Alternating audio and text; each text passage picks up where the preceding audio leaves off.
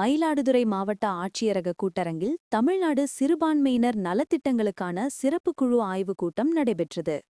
மாவட்ட ஆட்சியர் ஸ்ரீகாந்த், எம்எல்ஏ நிவேதா முருகன் ஆகியோர் முன்னிலையில் நடைபெற்ற கூட்டத்துக்கு சிறப்பு குழு உறுப்பினரும் திருச்சி சட்டப்பேரவை தொகுதி உறுப்பினர் இனிகோ இருதயராஜ் தலைமை வகித்து சிறுபான்மையினரிடமிருந்து கோரிக்கை மனுக்களை பெற்றார்.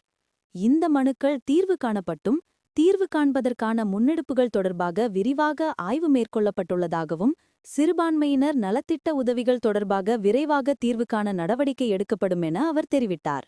பின்னர் 10 பயனாளிகளுக்கு தலா ரூ.10,000 மதிப்பில் மாவட்ட கிறிஸ்துவ மகளிர் உதவும் சங்கத்தின் உதவித்தொகைக்கான ஆணைகளையும், கிறிஸ்துவ தேவாலயங்களில் பணிபுரியும் உபதேசியார்கள் மற்றும் பணியாளர்கள் 5 பேருக்கு நலவாரிய அட்டையினையும் அவர் வழங்கினார். இதில் மாவட்ட வருவாய் அலுவலர் பூங்கடி, மாவட்ட பிற்படுத்தப்பட்டோர் நலத்துறை அலுவலர் மலைமகள், மகளிர் திட்ட அலுவலர் சீனிவாசன், உதவி திட்ட அலுவலர் சங்கர் ஆகியோர் கலந்து கொண்டனர்.